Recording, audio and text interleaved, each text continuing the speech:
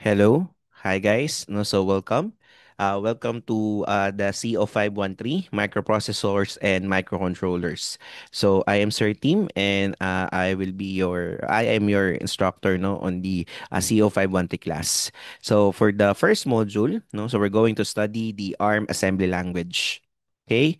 So ARM assembly language, no, so this as I have discussed during our orientation, so in this course, no, we'll be learning about the ARM microprocessor microcontroller. So basically, ARM is coded no via the assembly language. So if you're familiar into programming, most likely no. So what you have learned is a type of language that what we call as a high level language. So if you're familiar with Python, with C++, JavaScript, so Java, they are all those high level languages. Okay? Assembly language is quite different because assembly language is actually just a readable format of the machine language, which is the language that is that can be understood no by our computers. Okay? So what we're gonna learn no on the module 1 is actually how to code first. Okay? Using the ARM assembly language. So in the later modules no so we're gonna learn how to use the processor itself. But for now, we're just going to learn how to write programs, no, in ARM. Okay. All right. So before we start, no, so let me show to you the emulator that we're gonna use, no, on this particular subject. So our emulator, no, so you can access it via the link cpulator.01 xz.net. So this is a free web-based emulator that can actually emulate lots of different architectures, no, specifically at a machine level. Okay, so for our purpose, so we're gonna use the ARM v7 and we're gonna choose the ARM v7 DE1 SoC board. Okay, so uh, you just select it no on the CPU later site and then you just press go. Okay. So upon pressing go, no, so you'll be redirected to this environment. Okay, so you can see here, no, so this would be our interface. Okay, na kung saan tayo magko-code ng ARM. All right. So it has all the things here like devices, LEDs, switches, okay, JTAG, VGA. So as we move along to our subject, no, so we're gonna learn how to use these. But for today, no, so we'll just be focusing no on how to code no in assembly. Okay, so let's go back to our slide. All right. So, before starting to learn how to code in assembly, so let's talk about the registers. Okay. So, when we say registers, no, so these are actually small storage areas located close to the processor, no, for quick access. Okay. So, it's different from the memory. Okay, the RAM, the memory. So we're gonna discuss memory also, no, in our lecture. But basically, when we say register, okay, so they are actually the ones that are near the processor, okay, so that we can easily access it. So the ARM V7 has a bunch of registers. So we have R0 to R12, SPLRPC, CPSR, and SPSR as our registers. So nandito guys yung description of each registers. No? So R0 to R6 are general purpose registers. R7 is a special purpose register that stores syscall codes. So more on that later. R8 to R12, general purpose registers. SP is the stack pointer register. LR is the link register. PC is the program counter register. And the CPSR and SPSR are the current program status register or the save program status register, respectively. Okay, as you can see here, no, the dun sa ating emulator, actually ang maganda dito ay we will be able to view no what's inside the registers. So in this screenshot currently the registers, okay, are zero yan, have bunch of zeros. So the data here is actually hexadecimal. Okay, and we know that hexadecimal has 4 bits. Okay, so like for instance, one instance or one number in hexadecimal is actually 4 bits, and it has eight of those hexadecimal. So overall, guys, no, so overall we have actually, okay, 32 bits of data. So the ARM-V7 that we will be studying specifically, okay, is actually 32-bit wide. Okay? So yung isang register niya, okay, it can hold 32 bits. So in this case, no, so we are calling that as a word. Okay? So when we say word, no, so it is the full, okay, one full register. So it has 32 bits. So, most likely the computers that you are using right now, okay, most likely 64-bit wide na, no? So, way before meron pang mga 32-bit computers, no? So, ngayon mga 64-bit computers na. Okay, ibig sabihin, one particular word there, okay, is composed of 32 bits. Okay? All right. So every time that you see a content no of the R0 or any register, okay, think of it as a 32-bit okay number. Okay? All right. So, to start, okay, a assembly program, okay, so you should always initialize it, no, with the that global command. So, what does that global command do? So, basically, when say that global, no, so this is actually connects, no, our program, okay, to any uh, external operators, no? So like it tells us that it exposes actually, no? So pag nilagay natin that global, that global underscore start, so any one or any part, any other program that wants to access our assembly program, ang makikita nila is yung underscore start. Okay? So, ayan, no? So, basically, it tells us that the underscore start is the entry point, no? To run our program. Okay? Ayan, no? And then, underscore start command, okay, it indicates where the processor begins, okay, after every reset. No? So, bali, doon siya mag-umpisa. So, lahat ng assembly program natin should be written that way. So actually, no, so if you're gonna go to our emulator, every time that you're gonna refresh this one, okay, nandun na agad yung that global underscore start and the underscore start, no? So nandyan na siya kaagad. So no need to actually type them. Yan, no? So automatically nandyan na siya. So if we will be using the emulator. Okay? Yes. So now let's write our first assembly code. So you can access this no in the GitHub no, so nandun yung mga demo files. So what you can do here is actually use the file, open, and then just select the corresponding file. Okay? So niload ko na siya dito no, so ito na siya. All right. So this is the demo1.s, no? So file open, and then you just open the corresponding file, no? Okay? All right. So uh, let's have a walkthrough, no? To our first assembly code. So the first command, no, the or instruction that I would like to teach you is the move, okay, command or move instruction. So the move instruction stores a particular, okay, stores a value to a particular destination register.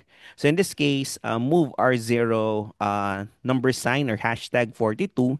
So it means that upon executing this code, so the 42, okay, will be stored on R0.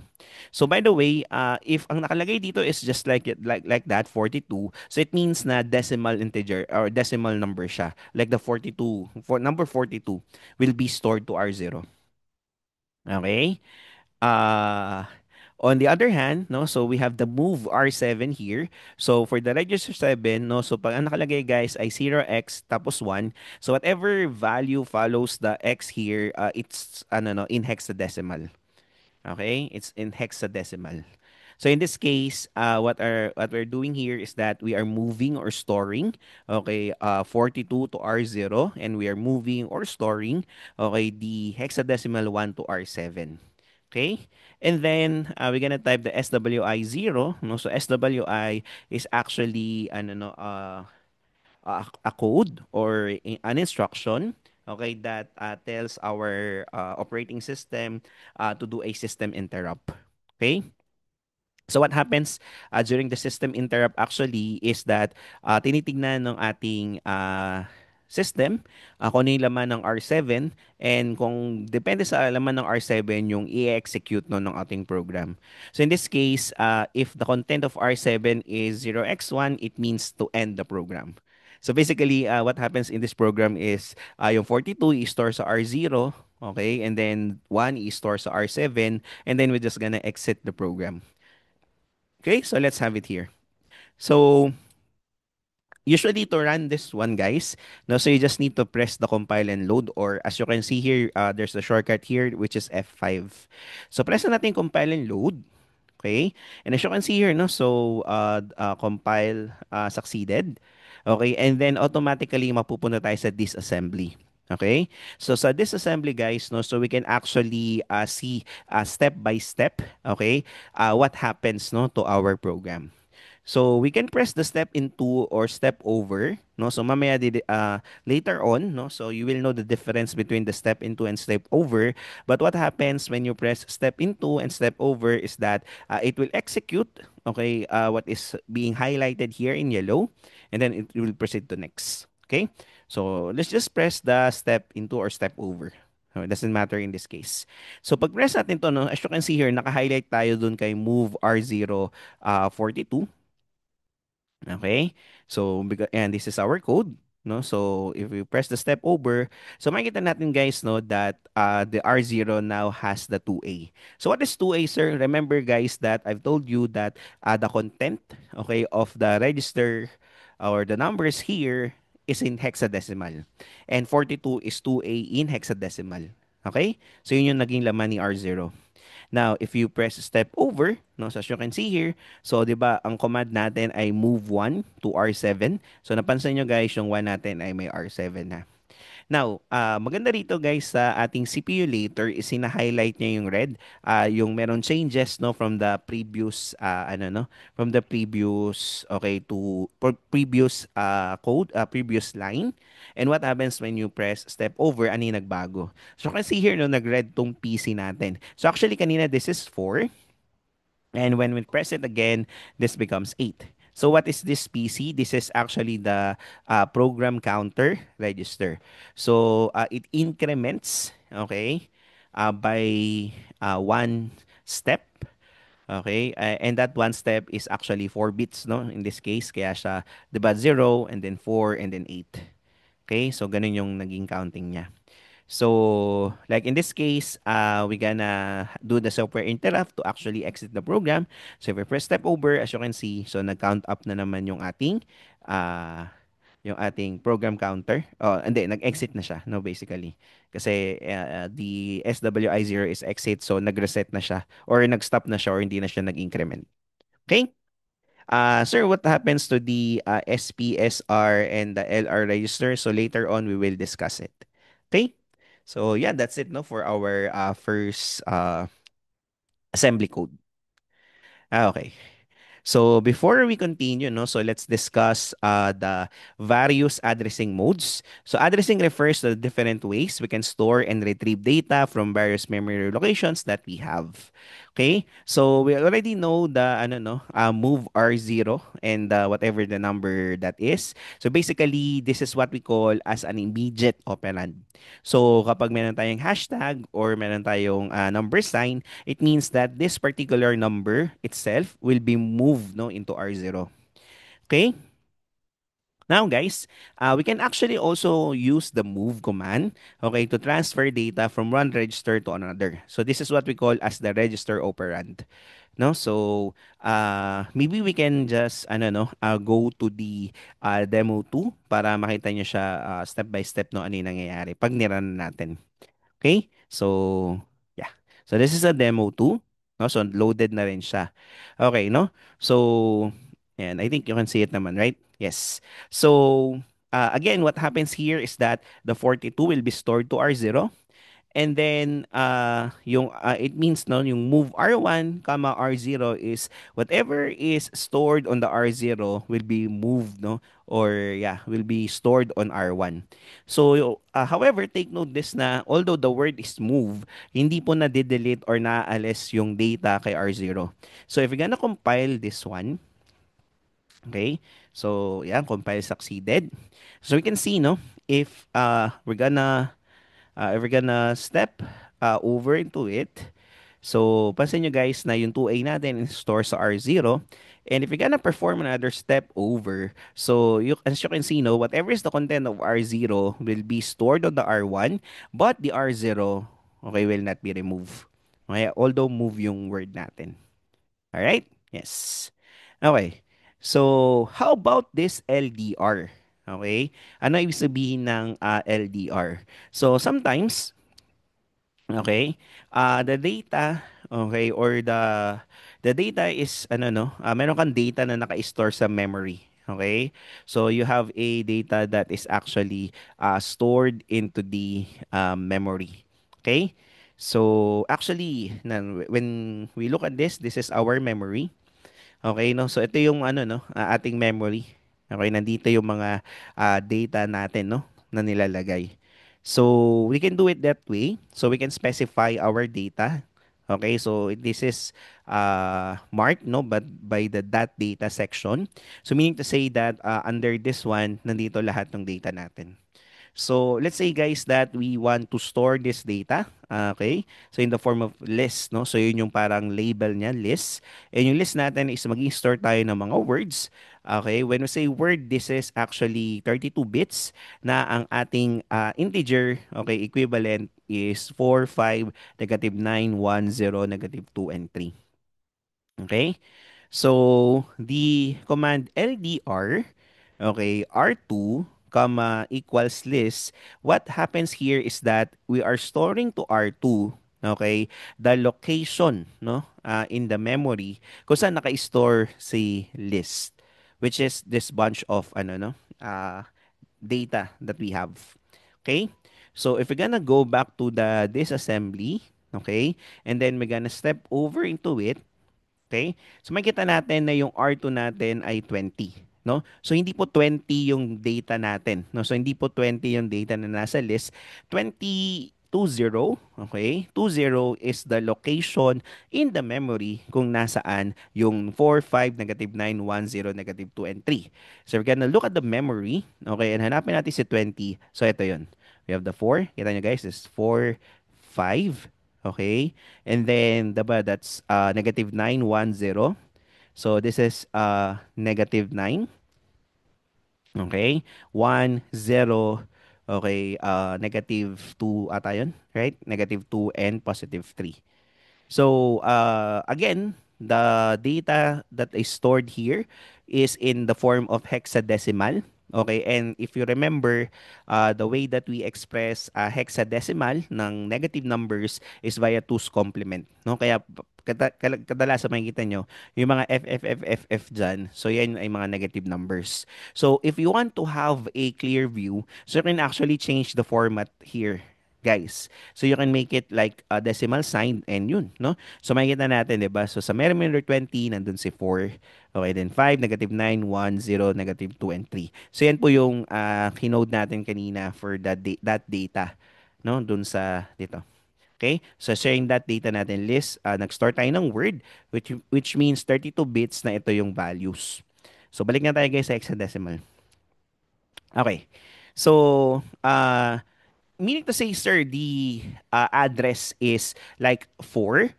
It is in stored, lahat po ba ito? Yung 4, 5, negative 9? Okay, ang address po ba nila sa memory ay 20? So, this one guys, yung 20 is the first one lang. Okay? So, yung slot na ito is in the address 20. Okay, this one. This slot here is an address 20. So, and then since tawag dito, the next address, okay, meron tayong increment ng 4. So, if this is 20, this is 24. Okay, yung memory location or memory address ni 0005 is 24.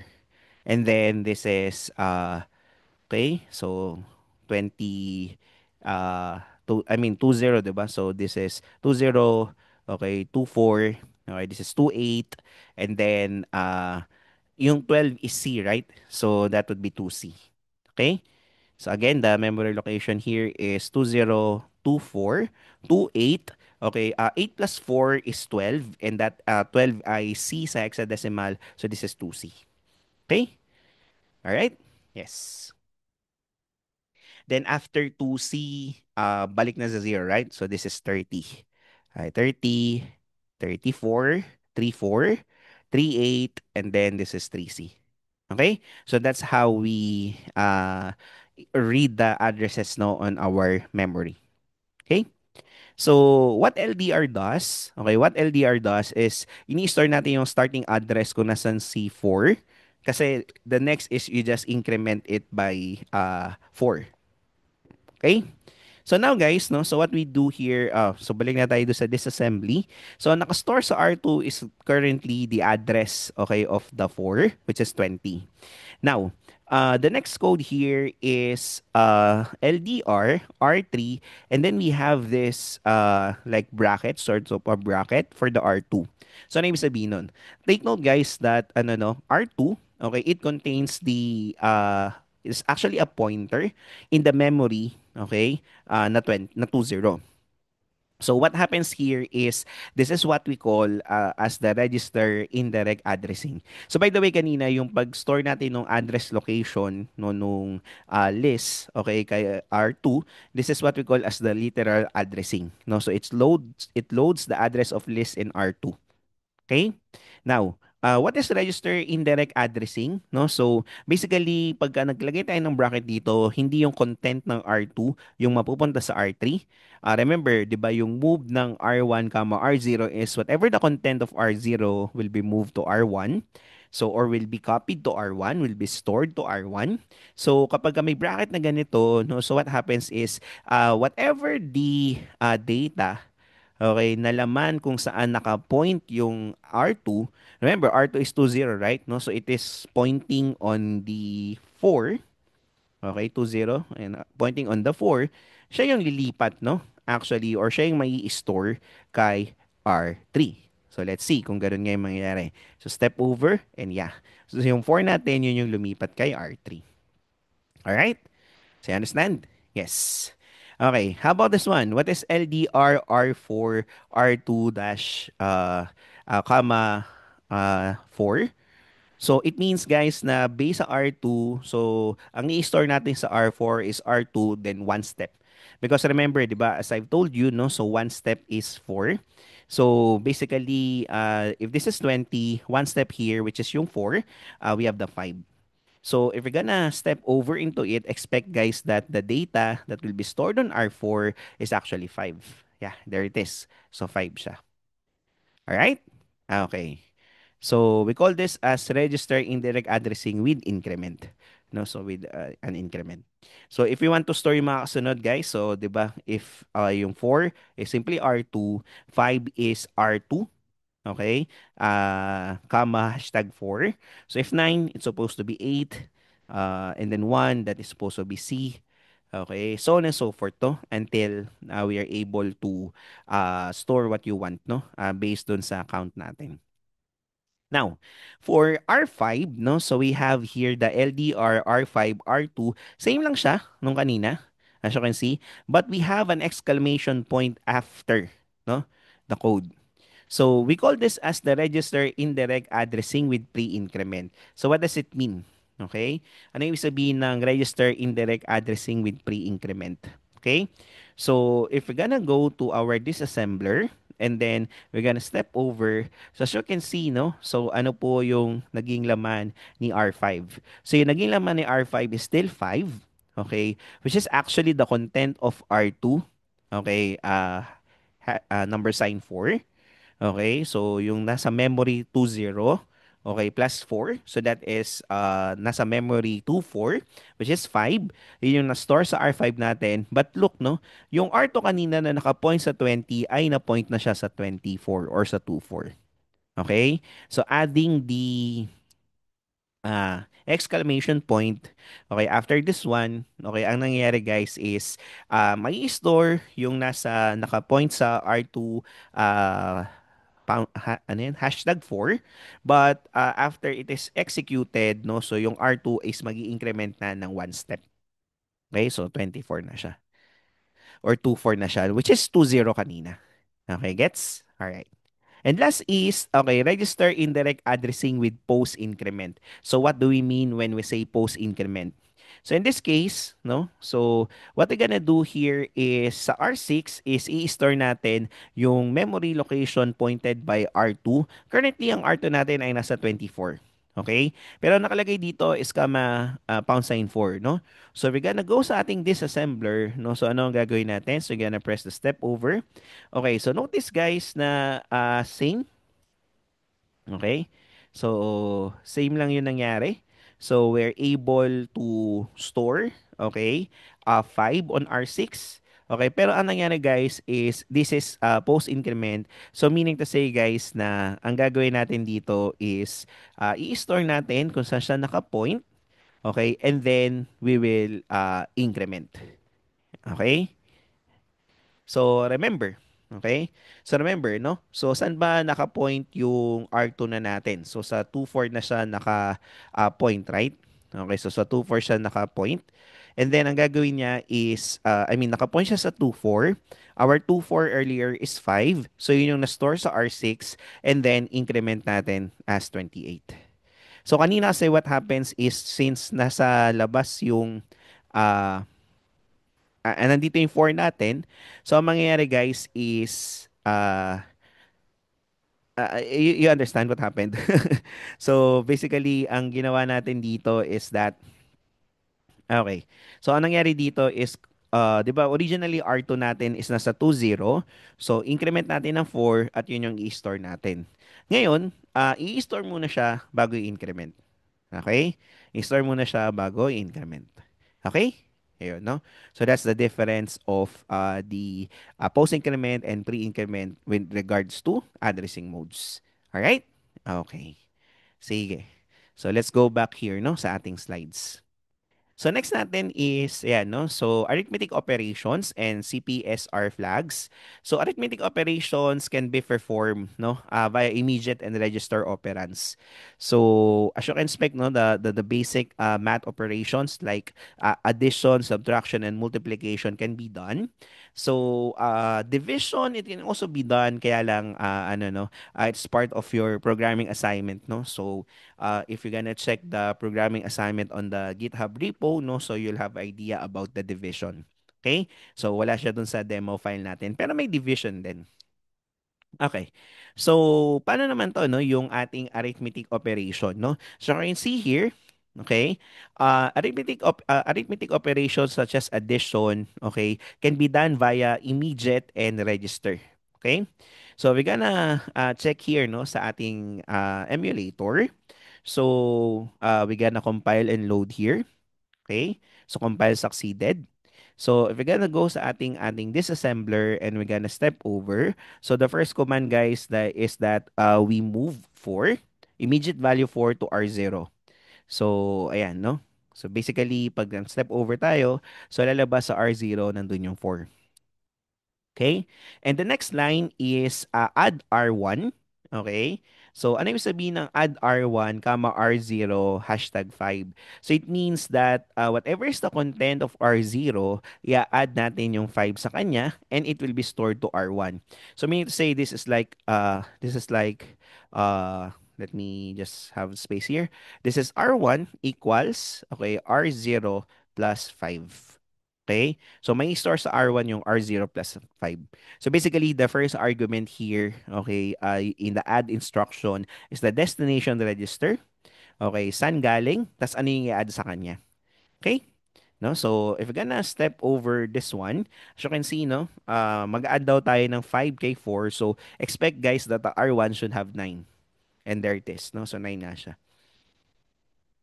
Okay, 9 siya. All right, no? So we can also ano no, perform register okay addition. So in this case, what does R2 comma R1 comma R0 mean? It means that the R2 is equals to R1 plus the R0. Okay? So bali may store kay R2 yung sum ng R1 and R0. All right? So, currently, yung laman ng R0 is 4, laman ng R1 is 9. So, 4 plus 9, that is 13. 13 is uh, A, B, C, D. So, expect na D po ito, no? And there it is, no? So, D siya. Okay? Yes.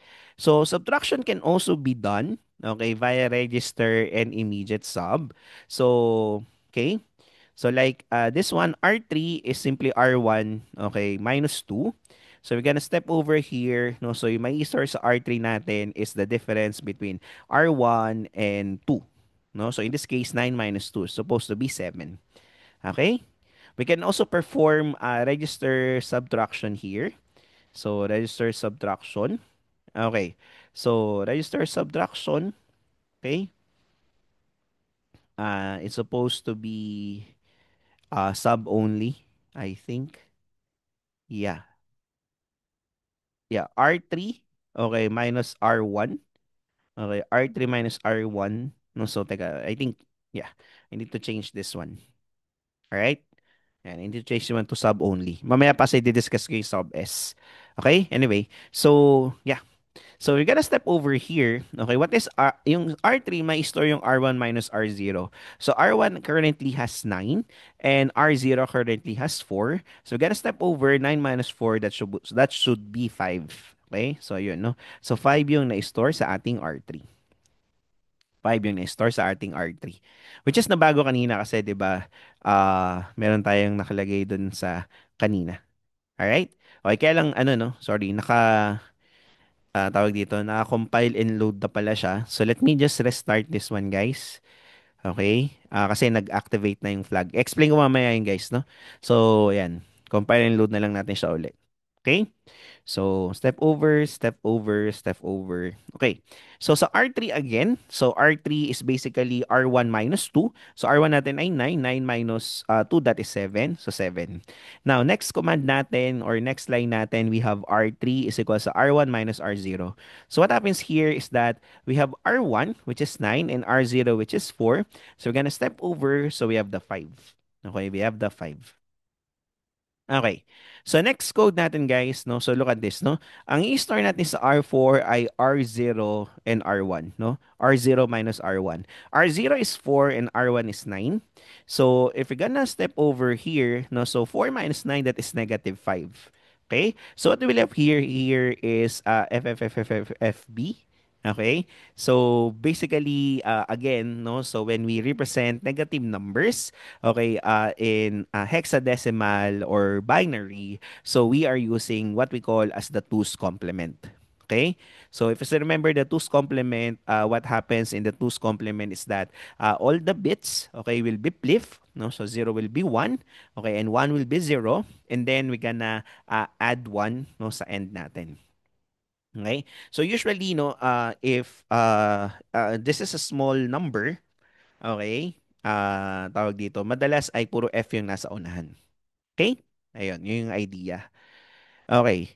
However, okay, no? So, if you're familiar, okay, if you're familiar in binary, okay, there is a chance that this FFFFFB is not a negative number. It can be actually just a very large number. Like for example, no, if we select the unsigned here, so as you can see, no, the R4. Okay, pag sabi kasing unsigned is walang negative, no? So, hindi natin ina-assume na may negative tayo. As you can see, no, it can be a very large number, which is, how much is this? 1, 2, 3. So, like, 4 billion, 294,967,291. Right? Okay, so it can be that number. So, we cannot know, no, if it's that big number or it's just simply negative 5. Okay?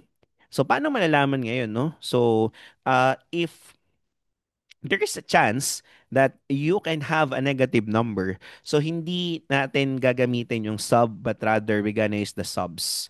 So, using subs actually enables our CPSR register. So, what is CPSR? CPSR stands for Current Program Status Register.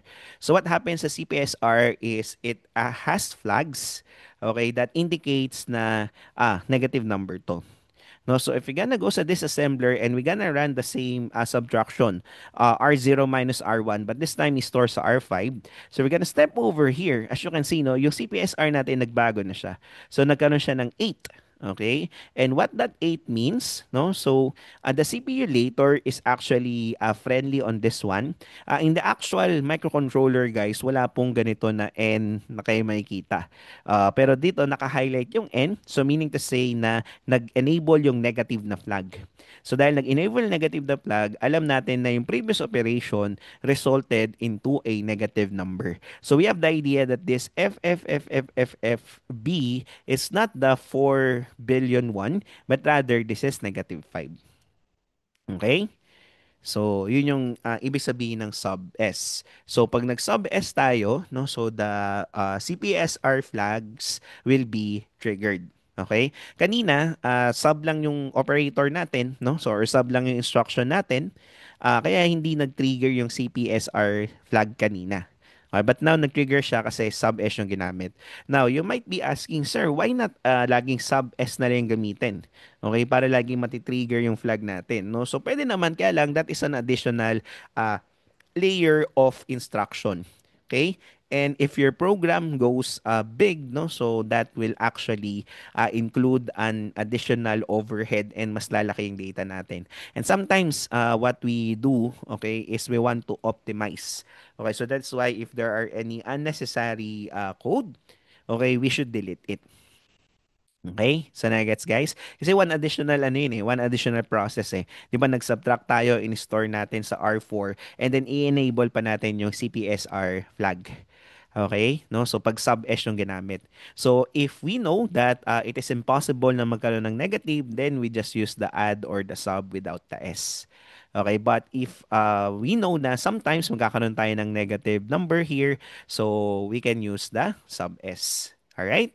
And then multiply is just multiply R0 times R1. So 4 times 9, that's 36, no? So we're gonna step over and yun, no? So 2, 4, no? So 2, 4 is actually 36, no? In hexadecimal. All right? So, now if you're interested with the flags, ito po yung, ayun nga, no? So, the CPSR, the bits in the CPSR register comprise different flags that are updated when certain conditions occur. So, ano yung mga conditions na yun, no? So, nandito guys sa ating emulator, yung NZCV. So, yung ISBC, ano lang siya, no? Meaning to say na nag-ooperate siya currently. Okay? So, bali yung N ZCV. Okay, yun yung titignan natin. So, yung N natin, ibig sabihin, ano, no? Yung CPSR condition flag, if this instance occurs, magwa-1 siya. So kaya napansin nyo guys kanina yung sa operation natin is nag-8 kanina no yung ating CPSR flag. Okay, nag-8 siya kasi nag-1 yung beat number 31. So this is the negative condition flag. So mayroon tayong zero condition flag, carry condition flag, and overflow condition flag. So mawawan sila if nag-occur itong condition na ito. Like nagkaroon ng negative, nagkaroon ng zero, okay, nagkaroon ng carry, and nagkaroon ng overflow. Okay? Alright. Okay. So, we can store directly to the memory within our code itself. Kanina nag-store tayo ng memory pero via data. So, you can actually store, okay, into the memory, okay, via the registers, no? So, kanina kasi naglagay lang tayo ng data kanina as in, di ba ito? So, this one. So, naglagay lang tayo ng list at ito yung mga data natin. Niload natin siya sa memory. So, ito mismo, you can actually put it no inside your assembly code. Okay? So, we can do that via the str or the store instruction. So, the way that we use the LDR or load instruction, same lang din. Okay? Ayan, no? So let us have it for the demo uh, 4. Yeah, the demo 4. Okay. So, okay. So let's have this one by one, no? Okay, discuss natin 'to. Sabi nga natin dito, no, so we're gonna use the store command. So we're not putting data, okay, on our memory. But what we do here is we first align, okay? So when we say align, guys, is that if we're gonna look at the memory, guys, pag gumamit tayo ng align, ibig sabihin, the data would actually be stored at the start. Okay? Pag align 4 yung ginamit. Okay, so ginagawa natin to kasi guys, kapag ka nag-store tayo and randomly natin siya in-store, so possible na mag-store siya in midway ng address. Like, for example, di ba? Alam natin na this is, for example, this is address 40, this is address 44, this is address 48, and this is address 4C. So for us to be sure na mag-start tayo sa 40, o kaya sa 50, o kaya sa 60, we're gonna use the align 4. So, not necessarily naman na gawin yun, pero at least dapat meron tayong align to. No? So, pag align to naman, alam natin na hindi mahati yung data natin. Kasi what worst case is that the first, let's say, the first 4 of your data, kasi 'di ba 32 bits siya. So, yung first 16 bits ng data mo nandito, tapos yung next 16 bits nandito sa kabila. You understand? Pag hindi tayo naka-align. So, you can use align 2 or align 4, no? So, in this case, align 4, alam natin, guys, na it will start, no, at the start, at the beginning, like 10, 20, 30, 40. So, nandun store yung data natin. Now, when we say that space 8, okay, meaning to say, guys, that we are reserving, okay, space na 8. Okay? So, if we're gonna run this one, so compile and load natin, guys. Okay? So, compile and load natin. So, makikita natin dito sa memory natin, ayun, no? So, nag-start tayo sa 20 and nag-reserve tayo ng, ano, guys, 8 bytes, no? Okay? 8 bytes no data. Okay? So, nag-serve tayo ng 8 bytes ng data natin. Alright? Okay. So, yan. We use 8 bytes. 8 bytes is 64 bits. So, dalawang 32 bits. So, ito yun. Ito yung 8 bytes, no? Na-reserve natin. So, yung align to, make sure na mag-start siya sa 10, 20, 30, 40. Nag-start siya sa 20 dito, guys. And then, yung space 8 is, naglagay siya ng 00, no? Dito. Okay? Para dito tayo pwede mag-store mamaya. Okay? Kasi pag nag-store lang tayo basta guys, maaaring ma-overwrite natin yung program natin itself because remember that everything that you are writing here, it also runs on the memory. Okay? And if nag-store ka sa isang location na nakalagay pala doon yung ating code, doon siya nagra-run, so there's a possibility na ma-overwrite siya at mag-error yung program natin. Okay? So first is nag-LDR tayo sa R0 equals buff, which is yung buffer natin. So basically literal addressing to. Niload natin sa R0 yung address nung buff natin, no? Yung buff is actually yung space na na-reserve natin. And as you can see in the memory, ito ay nasa 20. So expect guys na kapag nag-step over tayo dito, ang mapupunta sa R0 ay 20. Okay, that's correct. Okay. So next na code natin is in-store natin sa R1 register si 3 and in-store natin sa R2 register si 14. Okay? So yun yung ginawa natin. Okay? So step over and then step over. So next natin, ito na, demo na natin yung STR. So STR is i-store natin yung laman ng R1 sa address ni R0. So stores R1 to address pointed by R0. So R0, remember, ay 20. So doon natin siya i-store. So if we gonna go sa disassembly, no, so step over tayo guys. And now you can see that the 3, which is yung content ng R1 na i-store na kay 20. So similarly, no, so if you want to store naman dun sa next part natin, so sabi nga natin this is 4 yung increment niya. So if this is 20, this is 24. So if you wanna store sa 24, so simply R0 and then increment ng 4. So if we're gonna step over this one, what happens is that E, which is yung 14, ay na-store na, I mean, yung E which is 14, as you can see, nandun na siya kay 24. Okay? So yeah, that's it, no? So you can directly store sa memory within your code. Okay, so pwede po yun guys. Alright? Okay. So next natin is kanina we have discussed the arithmetic operation, no. So now we're gonna discuss the logical operations. So bitwise, no. So bitwise ang ating logical operation. What do you mean, sir, bitwise? So when we say bitwise is uh, bit by bit, okay? Yung magiging operation natin, hindi as a whole, no? So like LSB sa LSB, okay, yung second beat sa second beat hanggang sa MSB hanggang to the MSB. All right?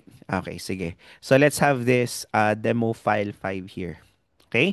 So compile and load lang natin, guys. Okay, so yeah, it succeeded. Okay, so it's nice. All right.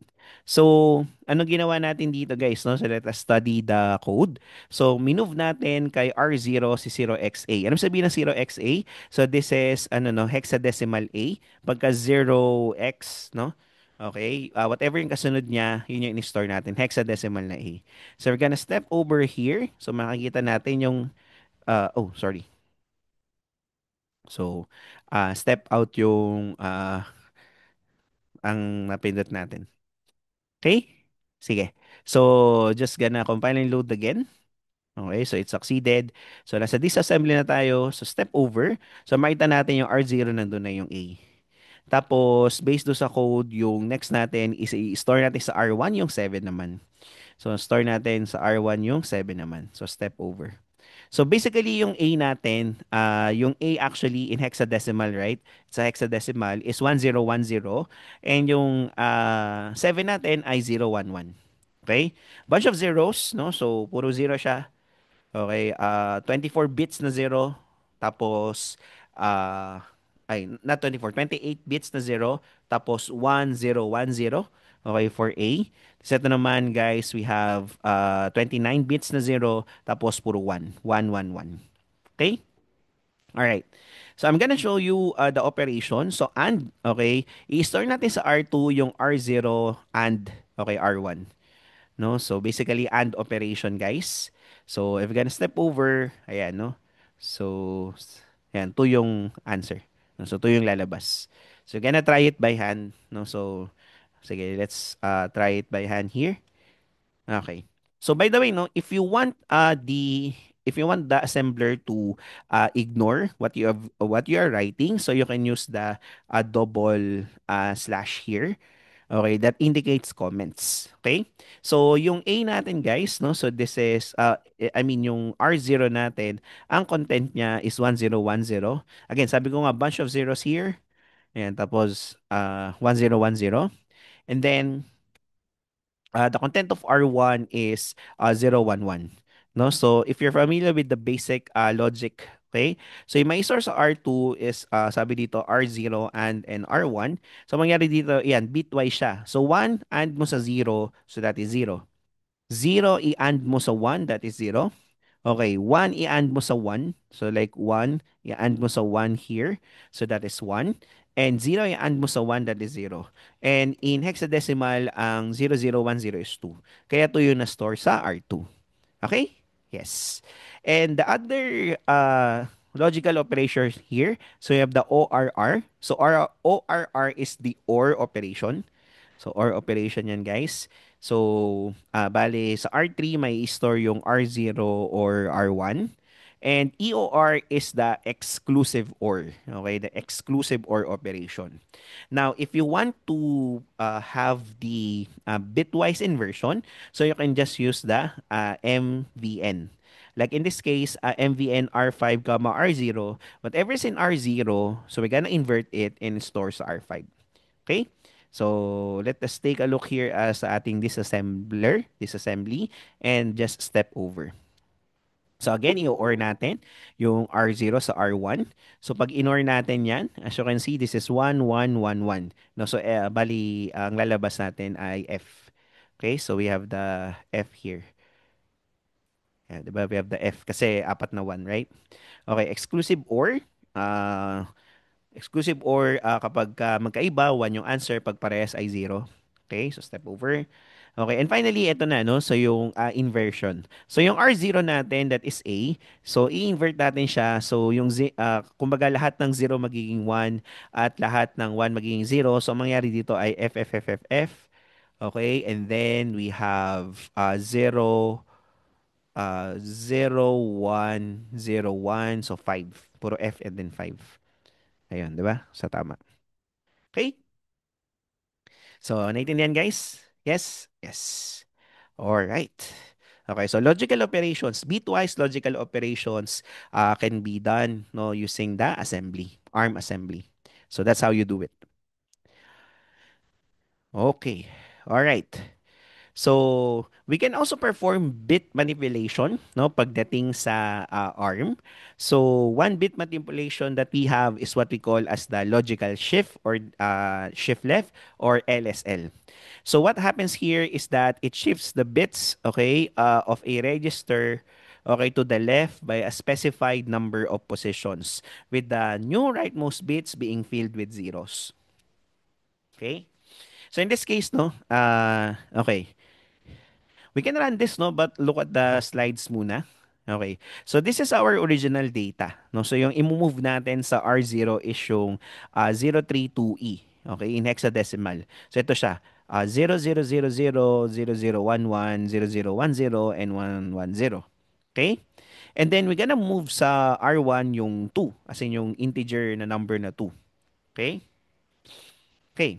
Now, if we're gonna perform the LSL, okay, and then i-store natin sa R2 yung result, nung R0, okay, comma 2, so ibig sabihin guys is ano tayo, no? We're gonna perform a shift left operation immediate na 2. So like, di ba, the original data natin, as you can see here, so i-move natin to lahat, no, by two places. So meaning to say, the first two zeros here will disappear. Okay, so urong siya. Tapos yung last two, okay, i-fill out natin mga zeros. So that is the logical shift left. Okay, that's the logical shift left. Okay? So, pinakita lang dito sa code natin na we can do it via an immediate, no? So, maglagay ka, as in, specify mo yung shift or manggaling sa loob ng register yung shift natin, pwede din. Like, ang ibig sabihin ng R3, R0, R1 is that may store sa R3, yung R0, isi-shift natin siya, but whatever amount na naka-store sa R1, which is 2 in this case. Kaya same lang sila ng result na CB8. CB8. Okay? So, if you're familiar with the logic gates theory, so what happens when we do the logical shift left is actually tina-times natin yung number by 2. Okay? Times 2 raised to the number of shifts that we do. So like in this case, we did 2 shifts. So ibig sabihin, mata-times siya ng 2 raised to 2 or by 4. So yung original number natin mata-times by 4. Okay? If we perform the logical shift left. Okay? All right. So wala tayong ano no, kasi dito makikita natin later on, meron tayong tinatawag na arithmetic shift. Okay? But for the logical shift, wala tayong for the left shift, wala tayong arithmetic shift left. But because basically, the definition of arithmetic shift left and logical shift left ay the same. Kaya LSL lang yung meron tayong code sa ARM. Alright? Okay. So, yeah. So, should we demo here? Pwede naman, no? So, compile and load. Okay? And then, punta lang kayo sa, nasa disassembly naman tayo. So, you can step over, then step over, and yeah, and yun. No? So, you can explore naman this one, no? Available naman sa ating GitHub repo lahat ng demo files as well as the PDF, no? So you can do it on your own. Okay? So let's go guys sa arithmetic shift right. Okay. So ano yung arithmetic shift right? Tapos meron din tayong logical shift right after this one. So ano say arithmetic shift right guys is shift siya sa right by a certain number of bits. Okay, depende dun sa sinabi nating shifting. Pero guys, kapag arithmetic shift ang ginamit natin is that kasi 'di ba pag minove natin sa right, may idadagdag tayong bago sa unahan. Like in this case, no, nag-shift tayo ng 2 to the right. So mawawala na tong dalawang 1-1 sa dulo, right? Okay, bali 1-0 na yung dulo natin. Pero magkakaroon tayo ng bakanting space sa unahan. Kapag arithmetic shift ang ginawa natin, guys, ang pang fill out natin is the original sign bit. When we say sign bit, guys, is the first bit na nandito. Like for example, yung first bit na nandito ay 1, so 1 yung idadagdag natin, no, dalawang 1, okay, for arithmetic shift. But for the logical shift, ang madadagdag ay 0. No, so that's the difference. Okay? So that's the difference between arithmetic shift and logical shift. So pag logical shift, mag-shift tayo sa right and yung mga vacated bits, okay, will be filled with zeros. Okay? Kapag arithmetic shift is pwedeng 0, pwedeng 1, depende doon sa sign bit natin. So yung original sign bit is the MSB or the first bit that you can see here. Like in this case, ang minove natin sa R0 is negative 325. So as you can see here, ito yung 2's complement number, I mean hexadecimal niya, or which is yung 0xFFFFFEBB. Yan, as you can see here. Alright guys, pag nag-perform tayo ng arithmetic shift guys, mapapansin nyo po na ito po yung result niya, FFFFFAE. Kapag logical shift naman yung ginawa natin, ang mapapansin nyo magiging 3FFFFAE. So magkaiba yung result nila. Okay, so magkaiba yung result ng arithmetic shift right sa logical shift right. So, malaki ba ang discrepancy nun, sir? So, look at this, no? So, this is, I think, the demo 6 file. Yeah. So, compile and load natin, guys. Okay, no? So, mas may appreciate nyo to guys if you're gonna use the decimal sign. Okay? So, i-move natin, ilagay natin negative 325 kay R0. Okay? Now, we're gonna perform, okay, nag-shift, arithmetic shift right tayo na dalawa and logical shift left na dalawa. As you can see here, no, ito, na-retain niya ang pagiging negative niya. Ito, nagkaroon tayo ng malaking unsigned number here. Okay? So, malaking number dito. Okay? So, na-gets guys? Alright, no? So, yung difference. So, logical shift, no? So, bale, hindi na na-maintain yung mathematical number niya kung positive or negative siya. Kasi 0 yung pinapalit natin dun sa original sign bit. Okay, guys? Yes, yes. By the way, guys, no, kung shifting to the left is nagta-times tayo ng 2 raised to the number of shifts that we did. So like kanina, guys, no, nag-shift tayo sa left, nag-times tayo ng 4. So shifting sa right is division by 2 raised to whatever na number the shifts that we did. So kung babalikan natin to, guys, so yung negative 325, so pag nag-shift tayo sa right is actually meaning to say na divide natin siya by 4. No? So if you're gonna divide the negative 325 by 4, kasi 'di ba 2 raised to 2 kasi 2 shifts yung ginawa natin. So negative 325 divide by 4, that is 81.25, so round it up. So we have negative 82. Okay? So nagets guys? Yes. All right, no? So that's the difference, no, between the arithmetic shift right and the logical shift right. Okay, next. So another next bit manipulation is the rotate right or ROR instruction. So ano po yung rotate right instruction? So ang ginagawa natin dito ay it shifts all bits in a register to the right with the bit shifted out from the least significant bit side wrapping around being inserted in the most significant bit portion. So makikita natin yung dito guys, no?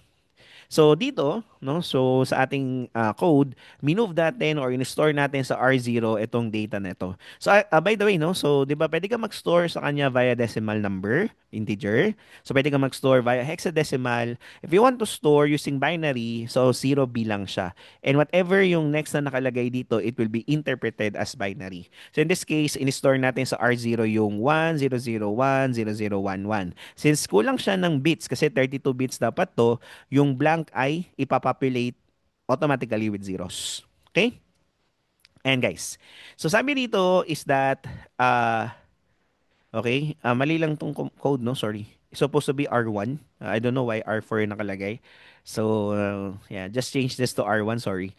So, i-store na, ibig sabihin ng ROR R1, comma R0, comma 4, is that yung R0 is i-rotate natin by 4 at i-store natin sa R1. No? So, i-store natin sa R1. So, meaning to say, di ba, this is our original data. Since 4 siya, hinighlight ko ng green yung 4.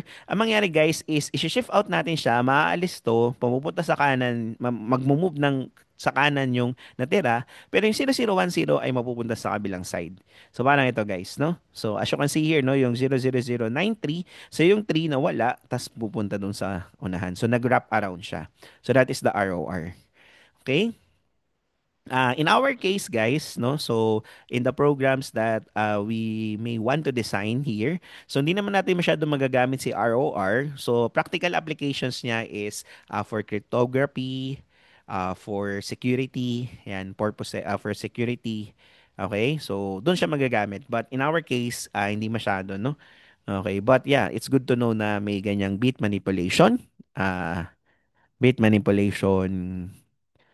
instruction. Okay? So ito yung ROR na demo8.s file. Okay? Sige, no? So, close na rin natin to guys kasi hindi ko na siya i-run kasi nag-gets nyo na may nangyari. So, punta na tayo sa interesting part, no? Nung ating ARM assembly language programming. So, I will introduce to you to what we call as the CMP instruction. So, ano yung CMP instruction? CMP instruction is actually compare. So, basically, ang ginagawa nito ay nagko-compare siya ng values na nasa loob ng dalawang register. Okay? Ah, technically, ang ginagawa niya is nagsasubtraction siya, pero hindi niya na pinapakita yung result. Pero ang nangyayari is binabago niya yung ating CPSR register. Yung mga flags ay kanyang nilalagyan ng value. Like, for instance, no? Let's follow through this code. So, bale, i-move natin sa R0 yung immediate value na 4. Similarly, i-move natin yung R1, immediately value 5, lalagyan natin sa kanya. So, yung R2, i-store natin yung 3 doon, and yung R3, i-store natin yung 4. So, yan yung mga laman natin, guys.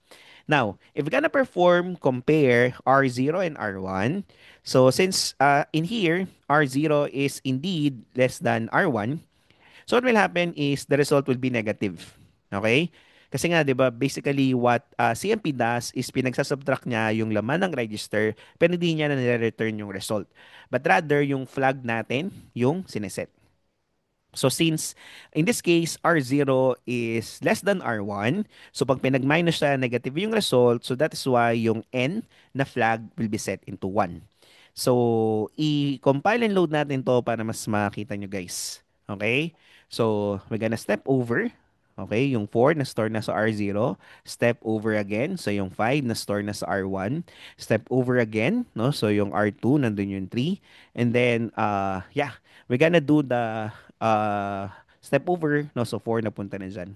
So i-compare natin again yung 4 and 5. So as we can see, 4 is less than 5. So bali ang nangyayari dyan ay 4 minus 5, negative 1. The result is negative. So pagka nag-step over tayo dito, take a look at our CPSR register. And if we're gonna step over, yun, no? So nagkaroon tayo ng 8 sa unahan. Nagkaroon siya ng 8 sa unahan because the bit 31 is set into 1. And then, tinan nyo, umilaw yung N natin, which is negative. Okay? So, if gonna compare R0 and R2, so R0 mo ay 4, R2 mo ay 3. So, basically, R0 is greater than R2, so the result is positive. So, pag result ay positive, guys, syempre, hindi po magwa 1 yung N. So, ang mangyayari is magwa 1 yung C. Okay? Magwa 1 yung C. Ano yung C? C is what we call as the carry bit. Okay? So, medyo weird, sir. Bakit ganun, no? So, anyway, let's show na ganun nga yung mangyayari. Ayun, di ba? So, anong nangyari, guys, is umilaw yung C or nag-1 yung carry bit. Ang carry bit, guys, kung babalikan natin dito, ang carry bit is bit number, ano ba siya? Ang carry bit is bit number 29. So, pag nag-1 si 29, no, so 2 yung lalabas dito. No? So, can see, tama siya, 2. Okay? So, you need to be familiar with the numbers, guys, na lumalabas dito kasi if you do this no without the emulator, if you do this to an actual ARM V7 DE1 SoC board, so wala po siyang ganitong indicator nung NZCV. So, interpret natin siya itself with the values that being outputted by the CPSR. Okay. So, sir, ano yung sabihin nung ano, no? Ano yung sabihin nung bakit nag-1 yung carry when the result is positive? Naiintindihan ko, sir, na pag result ay positive, so hindi magkakaroon ng 1 si N. Okay? But bakit nag-1 yung C? Explain natin later. So, next natin is pag kinumpare natin si R0 at R3, since they are equal, so the result is 0. So, ibig sabihin yung Z natin ay magwa 1. No? Yung Z natin magwa 1 kasi yung 0 siya. So, pag pinag-compare natin, the result is 0, right? Because they are equal. So, tinan nyo class no, nag-1 yung Z natin. Pero nag-1 pa din yung carry. Okay? So, bakit ganun? Bakit ganun? So, ano ba yung sabihin ng carry in this case? So, ang carry sa subtraction ay borrow. No? So, since CMP is actually a subtraction instruction, so the carry flag is being set to 1. Okay? It means na no borrow. So, hindi tayo magbaborrow. No borrow is needed. Pero pag nakaset siya sa 0, ibig sabihin kailangan natin mag-borrow. Okay, gets? So, di ba dito, since the result is negative, okay, the result is negative, kailangan natin mag-borrow, so yung C mo ay 0. Pag hindi kailangan mag-borrow, so yung C natin will be set into 1. So, paano ito guys, no? Kapag magsasubtract ka ng 24 minus 5, as you can see here, pag compare mo yung 4 and 5, okay, 4 and 5, di ba? 4 is less than 5. So, dahil 4 is less than 5, you need to borrow, right? Kailangan natin mag-borrow. Paano mangyari? Maging borrow 1 to, di ba? Maging borrow 1, so magiging 14. 14 minus 5, 9. Tapos itong 2 mo bawasan ng isa, kaya 19. Gets nyo? Yung parang standard na subtraction. Ayun, no?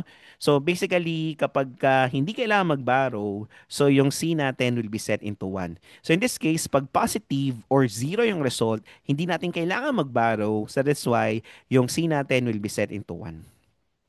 Kapag ang equal naman guys, yung result ay 0, yung Z na flag natin ay masaset into 0. Okay? So, you got it guys? Yes? Yes. Okay, so medyo weird lang, no? Pero ganun siya, no? So, ang tatandaan nyo, class, if yung result ng CMP natin is negative pag pinag-minus, so we need to borrow. So, that is why C is 0 and N is set to 1 because that is negative. But, if the result is positive, okay, we don't need to borrow. So, meaning to say, C must be set into 1. Okay, and kapag equal naman, pag pinag-subtract natin, still we don't need to borrow kung equal siya kasi 0 naman. So C is still set to 1 pero yung Z natin will be set into 1 as well. Para ma-indicate na 0 yung result ng ating CMP. Okay? Ayan. Alright, sige, no? So I hope that's clear.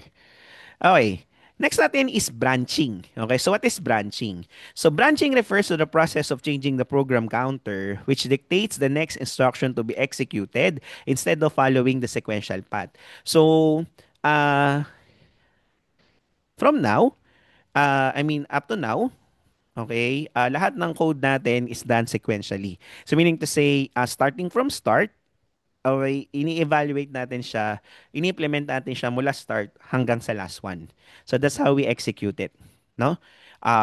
It also means na yun nga, yung program counter natin is continuously nagka-count up lang siya. Okay? So, mapapansin natin yun, nagka-count up lang siya. No, so mamaya pakita natin no pag nandun na tayo sa pagka-dinis assembly na natin 'to. Ngayon guys, branching, okay? Because sometimes no we want na certain part ng program ay skip niya, certain part ng program i-run niya. Okay? So, pagka ganun guys, no, we're gonna use the branching. And branching indicates by AB, okay, followed by okay the ano no, the mnemonic that you want. Like for example, B and ang condition mo ay equal, so BEQ. So, kung hindi naman equal, B and E. Gets? Ito yung table na ito. Dito natin siya titignan. Like for example, you want to have a B less than or equal to, so use the BLE. If we want to use greater than or equal to, so we use the BGE, and so on and so forth. So, yan, when coding, no, so it's good to have this sort of the table para malaman natin kung ano yung gusto nating i-code sa kanya. So, let's have this one, no? Okay, let's have the demo 10 file. So the program here is that we will just move, okay, we move the number 4 to R0 and we're gonna move the 5 to R1. And then the way that activates the branch is actually compare. So, yun yung purpose no kaya tayo nagkaroon ng compare. So, pag nagko-compare ka guys, that's the time that you can activate the branching. So, ano ibig sabihin dito? Like, if you're gonna compare R0 and R1, yan, the condition flags will be set and the branching will happen. So like if we're gonna compare R0 and R1, and then if they are equal, so we use the BEQ because the what I want is kung equal sila, I will jump to condition 1. So magbabranch siya sa condition 1. And the condition 1 is that what will happen is sa R2, doon natin ilalagay si R3. I mean si number 3. Okay, i-move natin sa 3. Gets guys? Gets po? Yes. Kaya lang pagka ganun guys, okay, what will happen there is that uh, paano kapag hindi sila equal? So pag hindi sila equal, this BEQ cond 1 will be skip. Okay, it will be skip. So may skip siya. Okay? So may skip siya. However, remember that the program just, anong sabi dito guys? When a brush condition is not satisfied, the program flow just continues sequentially. Okay? Nagka-continue lang siya sequentially. Okay, so meaning to say guys, no, if without this, no, ano ba tong B condition 2 na to, no? So alisin ko muna siya. So alisin ko muna siya guys and then we will compile and load. Okay? So this will work, right? So what will happen here is that we're gonna move, okay, the 4 to R0. We're gonna move the 5 to R1, so step over. And then we're gonna compare. So R0 and R1. So yung branching natin ay equal, okay? If they are equal, yun yung conditional natin kung equal ba siya. So BEQ.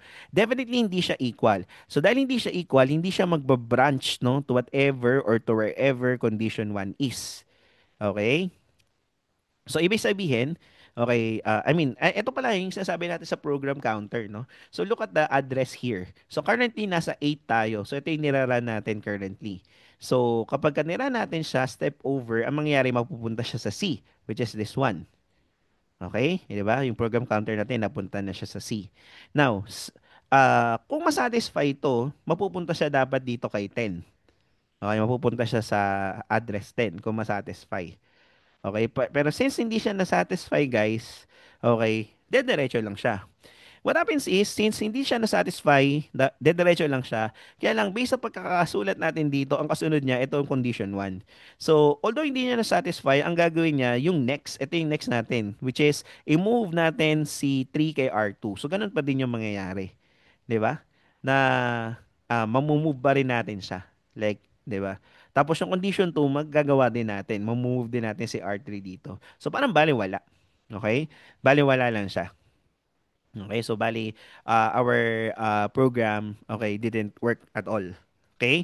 Because we want na pag equal lang siya, doon lang magagawa yung condition 1. Okay. Kapag yan, equal na siya magawa yung condition 1. And kapag hindi siya equal, diretso sa condition 2. So that is why guys, no, since this is done sequentially, we need to put another branching here, which is B, okay, and then it will go sa condition 2. So, anong ibig sabihin nito, guys? No? So, ito yung dinilit natin kanina. No? So, balik natin. Ayan, B condition 2. So, ito yung parang else. Like, if this is not satisfied, else, ito yung gagawin niya.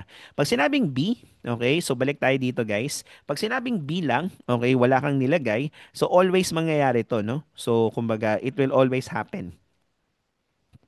Okay? It will always happen, no?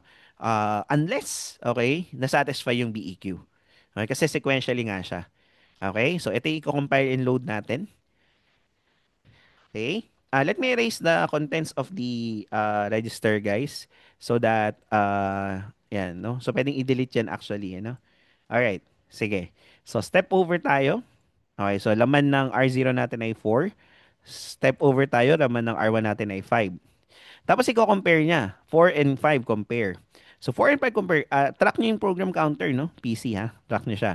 So, dapat susunod sa kanya ay C. Right? So, yan. Step over tayo. Okay? So, napunta siya sa C. So, ito ngayon yung BEQ natin. Since they are not equal, okay, hindi siya magpo-proceed dun sa condition 1. Which is yung condition 1 natin is yung 14. Okay? So, instead, anong mangyayari guys? Pupunta siya sa 10. Okay, ito sabi rito since hindi siya equal, so sa condition 2 siya pupunta. Ang condition 2 ay nasa 18. So dapat sequentially ang sunod nito ay ano, 'di ba, 14. Pero tingnan niyo guys, pag nag-step over tayo, look at the program counter, napunta na siya sa 18. Which is ang mangyayari is i-move natin yung 3 sa R3, hindi sa R2. Yun. Okay? So, naintindihan guys? Nagets po? So bali binabago natin yung program counter, hindi na siya sunod-sunod, no, yung kanyang pag-evaluate. Alright? So again, review natin to, no? So ano bang ibig sabihin dito ng branching natin? So once this is satisfied, okay, so it will branch, if they are equal, rather, so magbabranch tayo sa condition 1. Otherwise, magbabranch siya sa condition 2. Alright? Yes? Yes. So paano naman kapag ka, ano, no? Like for example, okay, for example, we want naman na hindi equal. So if they are not equal, if R0 is not equal to R1, sa condition 1 tayo magbabranch. Okay, tapos condition 2 kapag ka otherwise. So is just simple na palitan natin to ng BNE. Ganun lang ba 'yon? Okay, no? So, let's take a look at this, guys, no? So, I just change to B and E, okay? And then I will compile and load again. Okay? So, as we can see here, no? So, again, burahin ko lang yung mga contents ng register. Okay, para makita natin, guys. So, step over, yung 4 napunta sa R0. Step over, yung 5 napunta sa R1. Again, guys, no? Ang mangyayari ngayon dito, if R0 is not equal sa R1, sa condition 1 tayo pupunta. Pagpunta natin sa condition 1, dapat yung 3 kay R2 may store. Dapat hindi mangyayari sa condition 2. Tama? Kasi nag-satisfy na na hindi equal. So condition 1 yung mangyayari. Okay, so yung 3 mapupunta sa 2. Hindi siya mapupunta dapat sa R3. Gets, guys? Sige, puntinan nyo dito. So, pa nandito tayo, gonna do the step over. Okay? So, nag-compare na siya. Okay, tumalon na siya. And then, yun, napunta na nga sa R2. So, correct naman. No? So, nasatisfy natin yung condition 1, which is sa R2 mapupunta yung 3. However, if we continue the program, so step over, in-execute niya pa rin si condition 2. Gets? Kasi remember, this is sequential, okay? Because the way that the commands here or instructions here are being executed is via the program counter. So meaning to say, once na nasatisfy to yung move R to 3, the next course of our program is to go down. So bali, i-implement niya yung condition 2. Implement pa rin niya yung condition 2. Okay, gets? Even if they're not equal kasi the way that we write it is na unang condition 1 bago yung condition 2. So, paano pagka ganun? So, ang solution natin pagka ganun, guys, is actually ito. Ayan, no? So, basically, ang mangyayari, guys, is once na nag-move na siya sa condition 1, magkakaroon tayo ng another branch, guys, okay, na branch na pupunta siya sa end to prevent falling into condition 2. Gets? Naintindihan, guys? Okay, no? So, parang ito, guys. So, if gonna compile and load this, so sana nag-gets niyo po, no, yung nangyari. So, we're gonna step over dito sa 4, ganun sa 5. So, again, we're gonna compare the two. So, if not equal, pupunta sa condition 1. So, napunta sa condition 1, ayan, nasa 14 na tayo, which is yung 3 i-store natin sa R2. Now, guys, napunta siya sa next branch. Ano ang sabi? After this, at pupunta na siya sa end. No, pupunta na siya sa end. And yun nga, napunta na siya sa end. So, bali, hindi na siya, ayan, nag-exit na siya, di ba? Yan, simulator requested a breakpoint. Okay? So, naintindihan, guys. So, look at this again. So, since, ang nangyari, guys, is that, since pag nasatisfy yung condition 1 and siya yung nauna nating i-type, so para mapigilan nating implement yung condition 2, kailangan mag-branch tayo papunta doon sa baba, end. Okay? So, kumbaga, tatalunan niya yung condition 2. Alright, guys? Yes. Okay, di ba? So, medyo, yun nga, medyo, you need to think, no?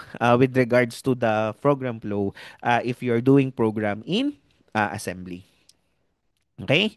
So, yung demo 12 natin, guys, no? So, we're gonna try to compile and load the following demo code. Okay, track what happens to the register in memory as we step over into the code. Okay? So, basahin muna natin dito, guys, no? So, yung data natin, meron tayong num1, which is a word siya. So, 32 bits na 4. And yung num2 is 32 bits na 7. So, isa-isa natin yung nangyari, no? So, LDR R0 equals num1. What is it again? So, ang mangyari dito is ilo-load natin sa R0 yung address ni num1. Okay? So, tapos, indirect addressing. No? So, basically, mapupunta sa register 1 yung pinopoint, no, ni R0. Okay? Yung R0 which is yung address ng num1. So, ganun din yung nangyari dito. So, niload natin sa R0 yung address ni num2. Tapos, kung saan siya nakapoint, ilalagay naman natin sa R2. Okay? Sige.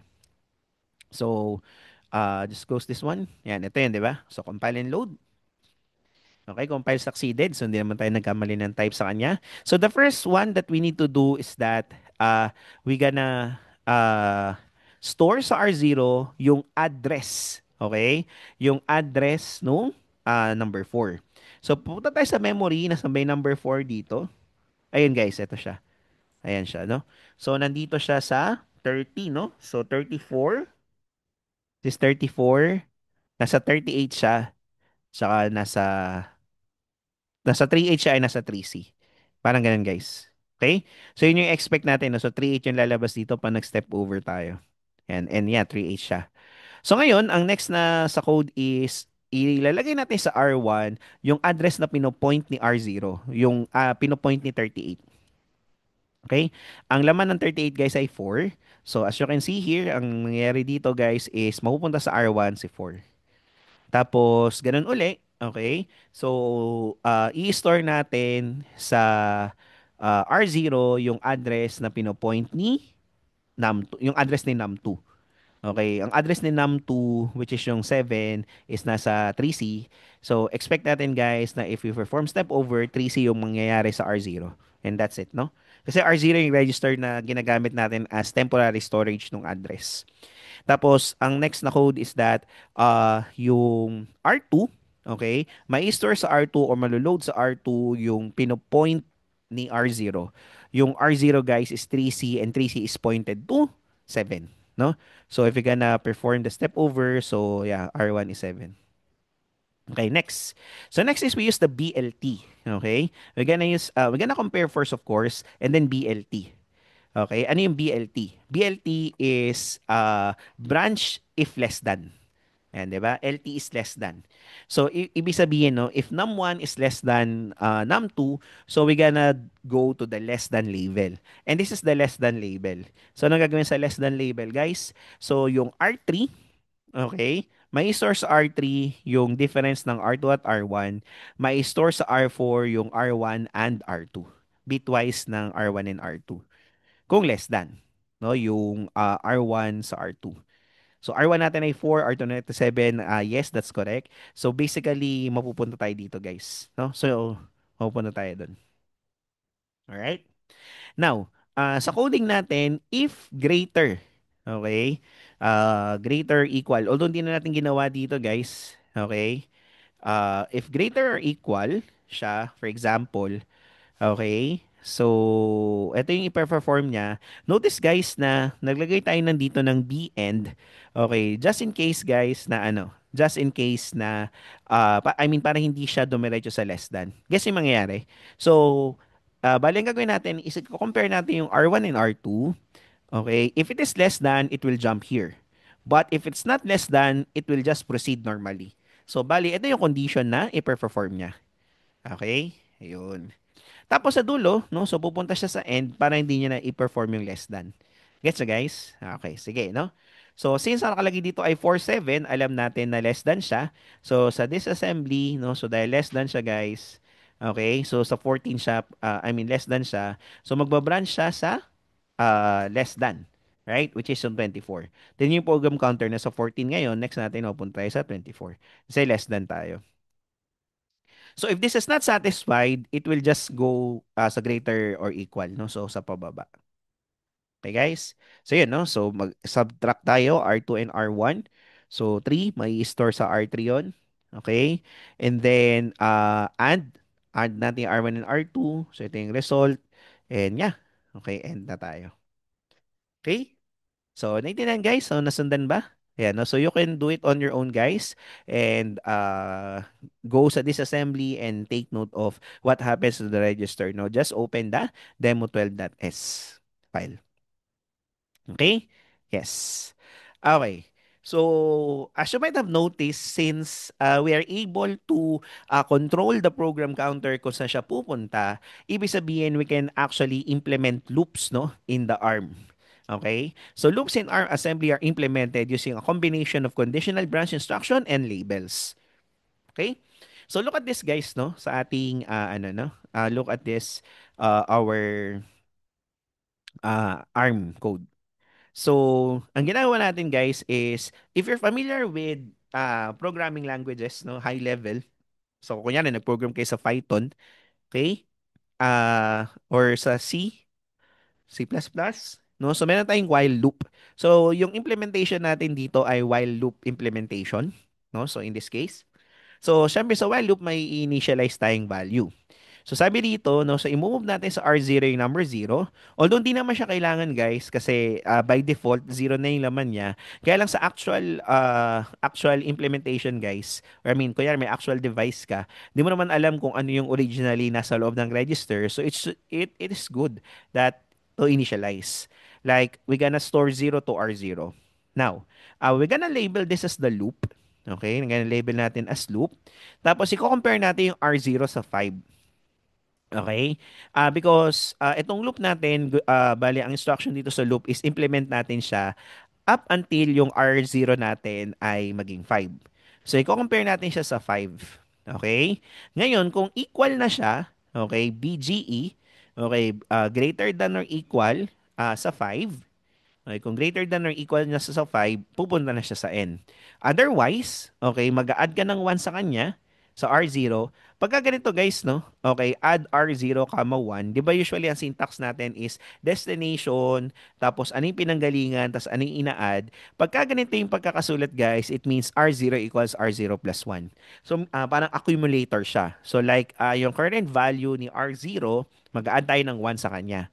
So kung 0 siya nung umpisa, mag-add tayo ng 1 sa kanya, and then pupunta tayo sa B loop, ibig sabihin mag-branch tayo sa loop which is yung nasa taas. So babalik tayo sa nasa taas. So compare uli natin guys, 5 na ba siya? So kung hindi pa siya greater than or equal sa 5, so pupunta tayo sa end. I mean, kung equal na siya, pupunta sa end. Kung hindi siya greater than equal, pupusid lang dito sa next. So mag-add na naman tayo sa 1 and B loop, tataas na naman ulit. Okay? So let's look at here, no? Sa ating emulator.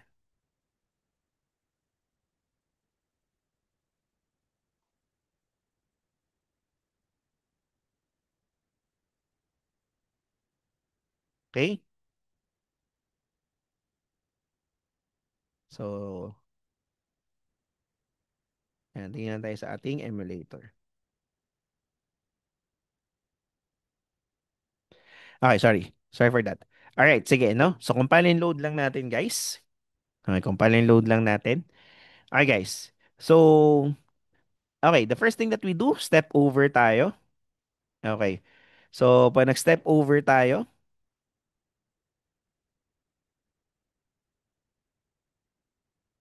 sorry, no, may message lang.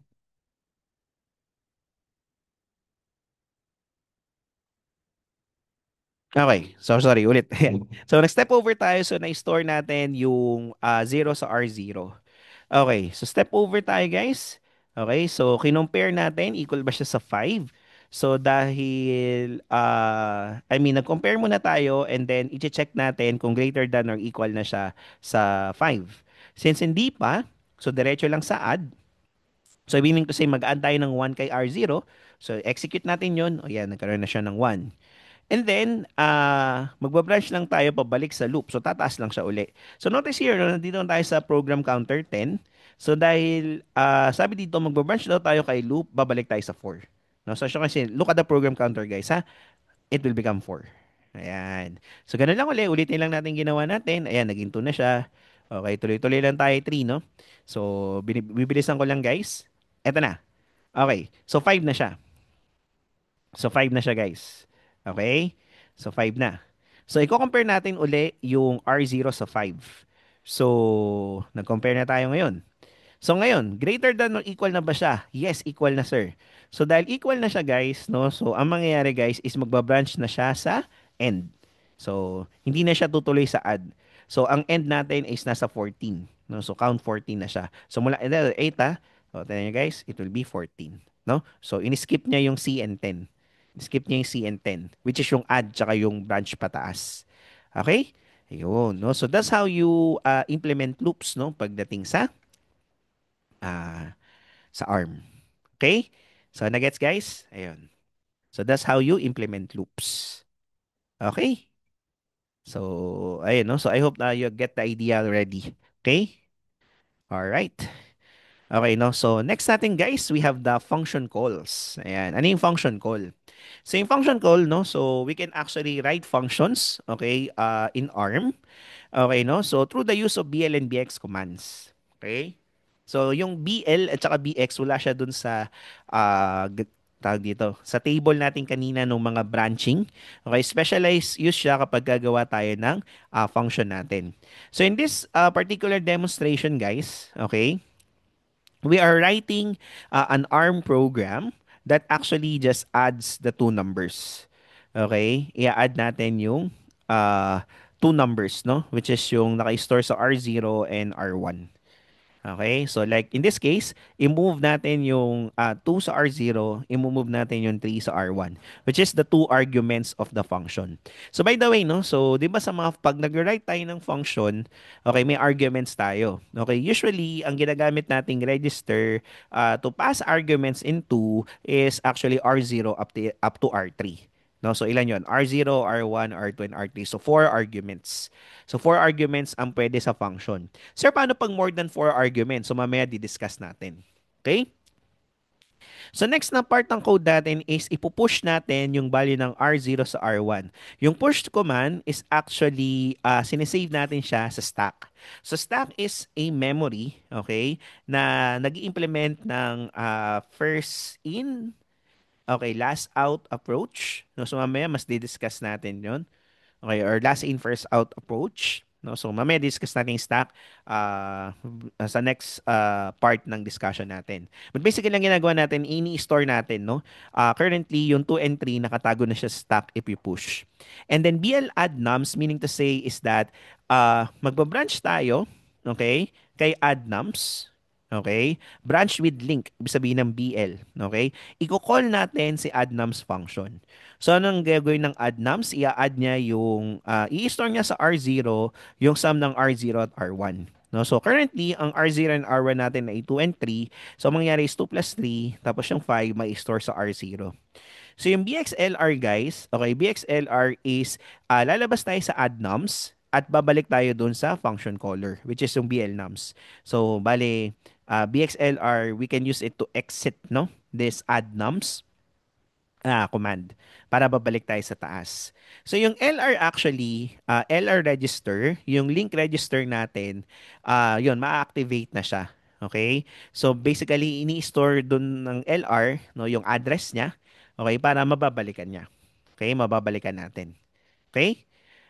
And then, ang gagawin natin guys is whatever after the BL add nums, lalabas na dito no kasi nag-LR ka. So BXLR, meaning to say is whatever the content of the LR register, actually yun yung address no. Pag nag-BL nums ka, magkakaroon na ng laman yung link register mo. Tapos pag nag-BX ka doon, ibig sabihin whatever is the content of your LR register, ibabalik niya. Parang mapo-point siya doon. Okay, so lalabas na tayo sa function natin. So next natin ay move R2, R0. So meaning to say is whatever the content of the sum. Kasi remember, yung current value na ng R0 natin is yung magka-add. So mapupunta na sa R2. Tapos yung pop naman, i-restore natin yung tinago nating value sa stack. Okay? Sige, no? So let's uh, run this, compile and load natin tong demo 14 file. Okay, compile failed. Okay. Yeah, may mali tayong type here. It's supposed to be add underscore nums. Yeah, dito tama, no? So, dito mali. Okay? No? So, let me just correct it here. Okay. Yeah. Level 14. Sinave niya. So, compile and load. Ayan, guys, no? So, ayan. Demo 14, may problem pala doon sa naka-upload sa GitHub, no? So, I'll update it later. Okay? So, yun. Ito, corrected na siya. All right. So what will happen here is that step over. Okay, so bale yung 2 mapupunta sa R0 and yung 3 mapupunta sa R1.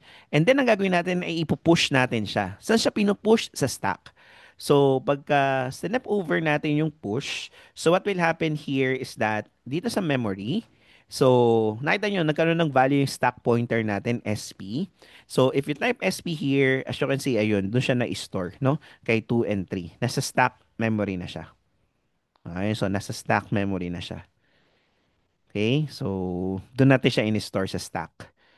Alright? Okay. So next is BL add num. So nandito na yung pagkakaiba guys, nung step over tsaka step into. Pag nag-step over tayo, hindi tayo papasok kay BL. Okay? Hindi tayo papasok sa function na add nums. So dapat step into yung gagamitin natin para pumasok tayo sa add nums. Ayun. Now, tinan nyo guys, no? Nung nag-step into tayo guys, nagkaroon na ng laman yung ating LR register na 10. Meaning to say na yung color natin ay yung next na, yung color natin ay nasa 10. Okay? I mean, di siya nasa 10. Yung next command ng color natin, di ba yung color natin itong BL? Ang next program counter natin is 10 or yung 10. So, doon siya pupunta next mamaya. Okay? Yun yung purpose ng BXLR. But for now, gagawin niya yung nasa loob ng add nums, which is R0, R0, R1. Meaning to say, isa-add natin yung R0 sa R1 and ini-store sa R0. Okay? So, yan. Pwedeng step into, pwedeng step over. So, yeah. So, yun. 5. Pinag-add na natin. And na-store na siya sa R0. Okay? And then, BXLR, meaning to say, guys, is whatever kung nasan pointed si LR is nasa 10, right? Okay? So, basically, babalik tayo sa next sa 10. So, pagka nag-step over tayo dito, okay, ayun, no? So, nandun na tayo sa 10, which is yung next sa BL, no? I mean, nasabi ko yata ay next sa 10, hindi po. Yung next do sa function caller. Ang caller mo ay BL, so yung next sa kanya ay 10, so kaya yun yung na-store sa LR. Yun yung next na address natin. Ang gagawin natin is, whatever the current content of R0, which is yung sum ng 2 and 3 kanina, ibibigay natin kay R2. So, step over tayo. And then, we're gonna perform the pop. Okay? So we're gonna perform the pop. Meaning to say is, kukunin na natin from the stack yung R0 and R1 natin originally. Okay? So pagka-pop sa kanya, babalik na siya dun sa pinag-ano natin. Okay? Ayan, no? So, ayun. Bumalik na yung 2 and 3 doon. And notice na-clear na natin yung stack pointer. So, naging 0 na siya. Although, don't get it wrong, no? So, nabura lang yung pointer, pero nandun pa rin siya sa stack, no? Yung 2 and 3. Yung pointer lang yung na-adjust. Okay? Pero yung 2 and 3, nandun pa rin siya sa stack. Pero dahil na-adjust na yung pointer, guys, ang mangyayari dyan is pwede mo na siyang lagyan ng bago. Okay? Ayun. Alright. Okay. Kaya lang this program guys, tawag dito, kulang pa rin pala siya, no? Kasi kailangan niya ng end. Okay? Dito sa sa slides may end eh. Kailangan mag-branch siya sa end para no? After niyang mag-pop, pupunta na siya sa end. Okay, dito pala yung version na nandito sa nakasave sa GitHub, wala pa. So edit ko siya para pagka nag-try kayo, updated na yung code na meron. Okay? Sige. So dapat may end dito, no? So, branch tayo sa end. Tapos, lagyan natin ng end dito. Yeah. Alright? Yeah, so, that's the demo 14. Updated na. Alright, guys? Yes. Okay. Now, last natin is, let's talk about the stack memory. So, in stack memory, okay, ginagamit natin siya for a variety of reasons.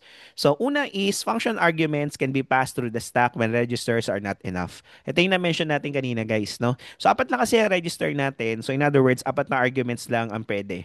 But if your function requires a lot more than 4, so you can use stack, no, to do it.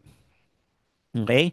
And actually guys, the BXLR, okay, BXLR guys, I mean yung BL and yung, di ba we have the BL and the BXLR here? Okay? So, nire-return natin address para makabalik tayo pag may function. Ang problema guys is that if your function is called by another function, okay, maiiba yung naka-store sa LR register. No? So, balik tayo dito guys. Although na-delete ko na, no? Sorry.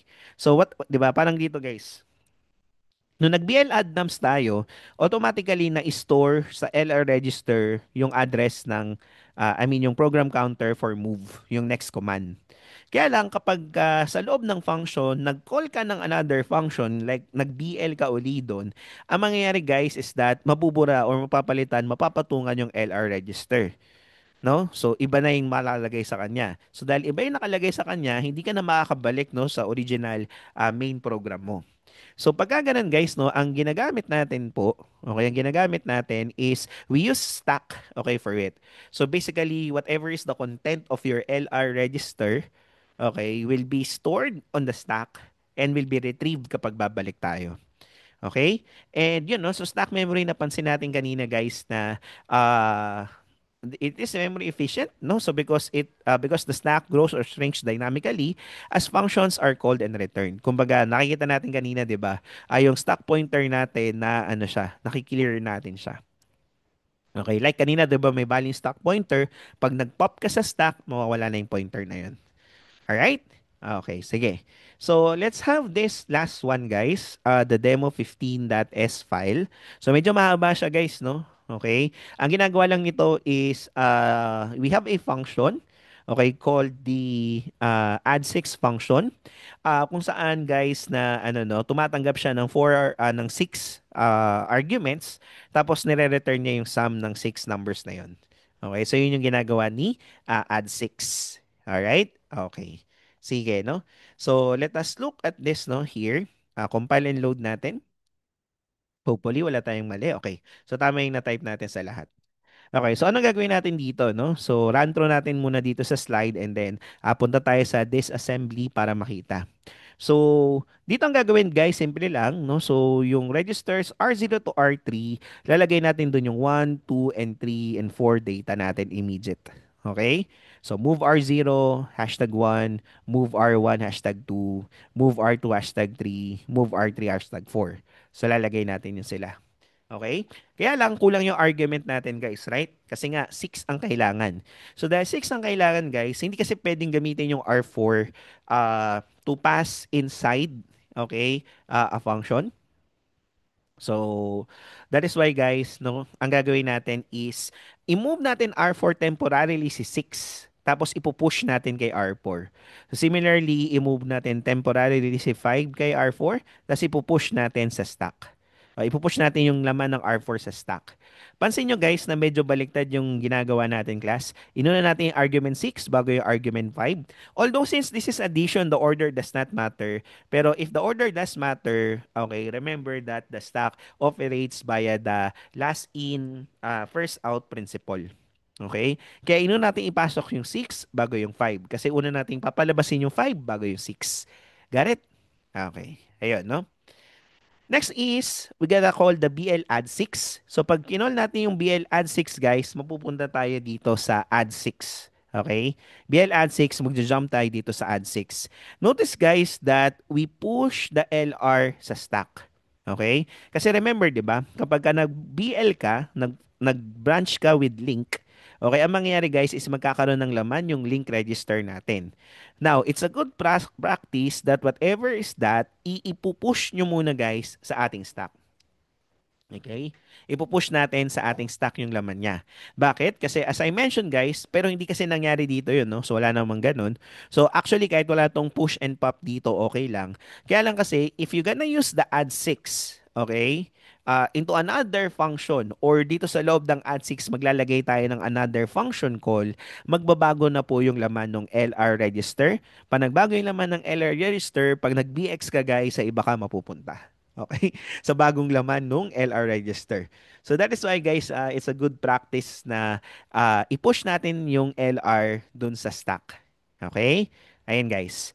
Tapos, bawal kasi dito yung multiple addition, kaya ang gagawin natin ay parang accumulator style ng addition. Like sa R0, i-add natin yung laman ng R0 sa R1. Okay, tapos syempre yung bagong laman ng R0 which is yung sum na ng R0 and R1, like for example, 'di ba?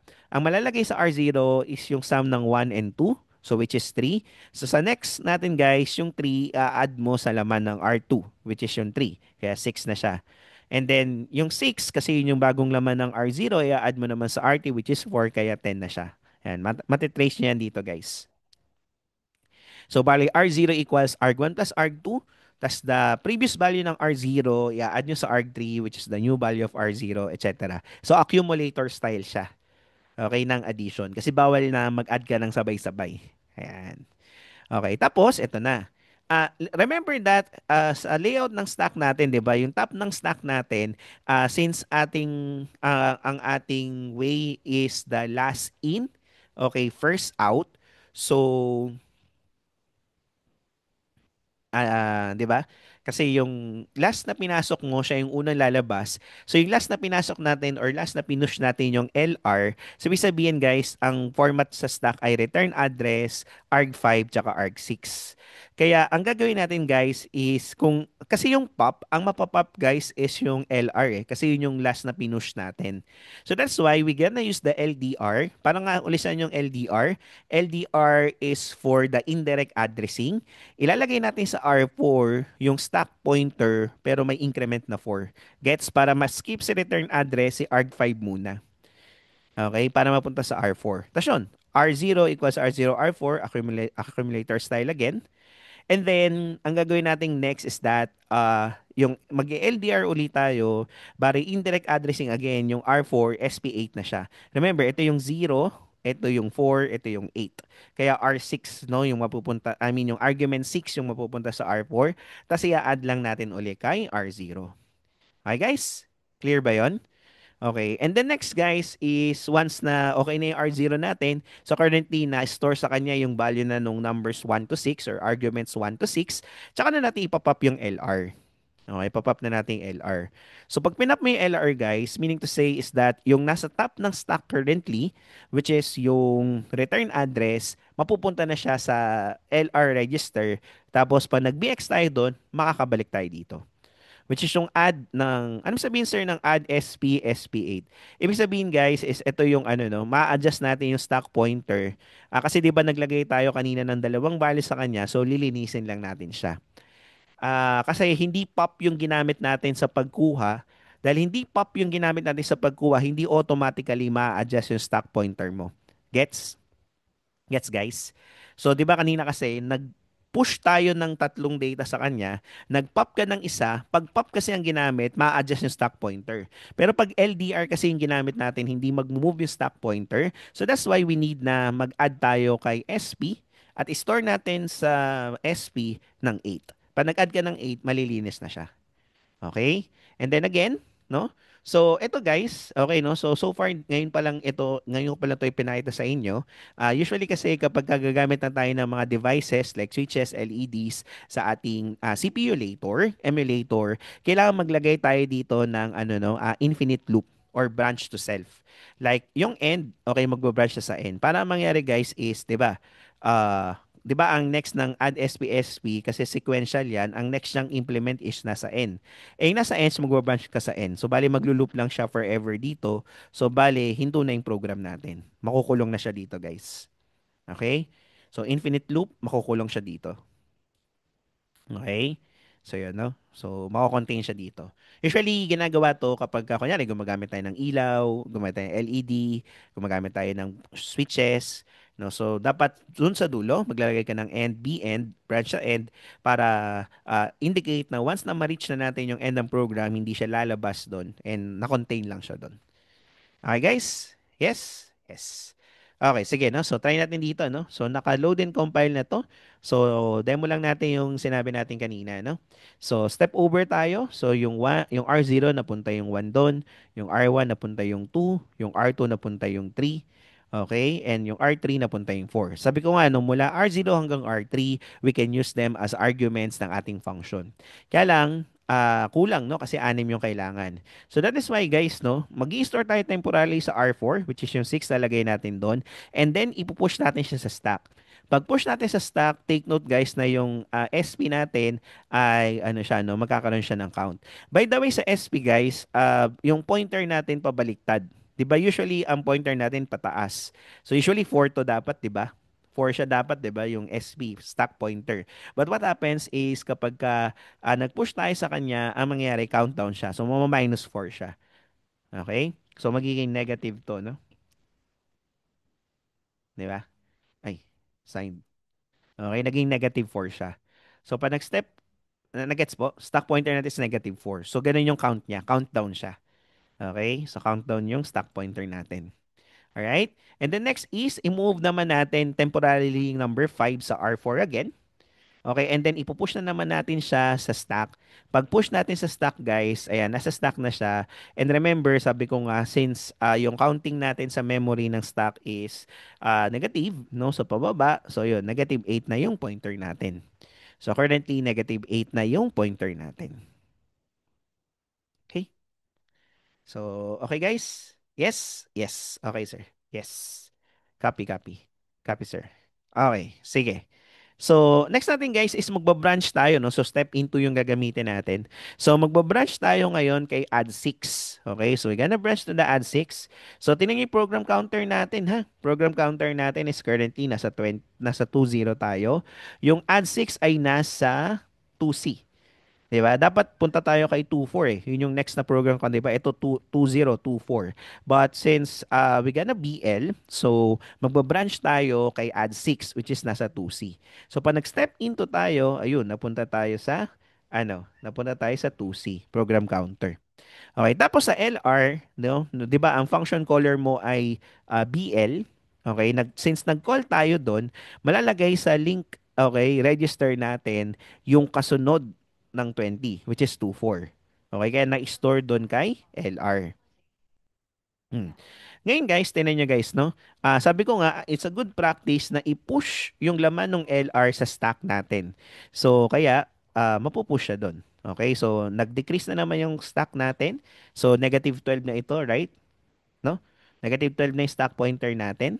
And if you're gonna go here, okay, sa memory natin, so SP, ayan guys, di ba? So, pansin nyo, nasa taas ng stack na natin yung 24, which is yung address ng link register kanina. Yung 5 tsaka 6, no? Which is yung arguments naman natin. Okay?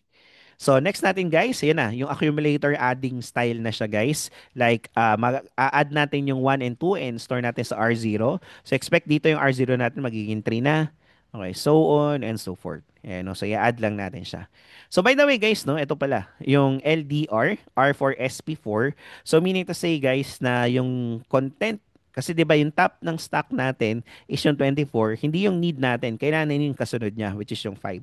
Kaya ang ginamit natin sa code ay yung yung LDR mapupunta sa R4, yung SP 4. Okay, SP comma #4. Alright? So, bali may store kay R4 is yung 5, which is yung kasunod ng, 'di ba na, nasa top ng stack yung address, yung next niya, which is yung 5. Ayun, tas i-add lang natin siya, LDR again, and i-add lang natin siya. Okay, ngayon guys, although currently yung LR mo laman pa rin ay 24 because we didn't do another function call. But remember, if may BL dyan, may iba na kagad yung laman ni LR. Okay? No, so but it's a good practice to still pop that pag nag-pop ka yung top ng stack mo, yun yung makukuha mo, right?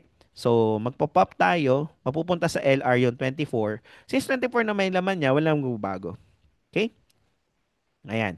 But notice na nabawasan yung stack pointer. Remember, LDR doesn't decrement or increment your stack.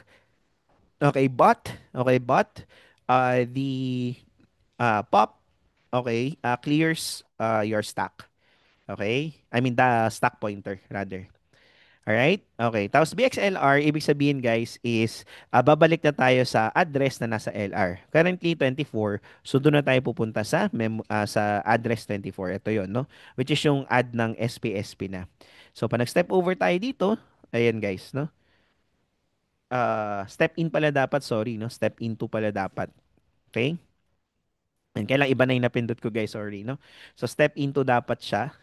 Okay, not step over, step into because pupunta tayo sa another location, mag-add tayo sa SB, and then mag-end na siya. Okay, guys? Yes. All right. Okay. So, yun, no? So, that's it, guys, no, for our lecture. So, thank you everyone, no? So, yun guys. Meron tayong programming assignment, naka-upload na sa ating GitHub. So, thank you everyone for listening and God bless everyone. Bye-bye, guys.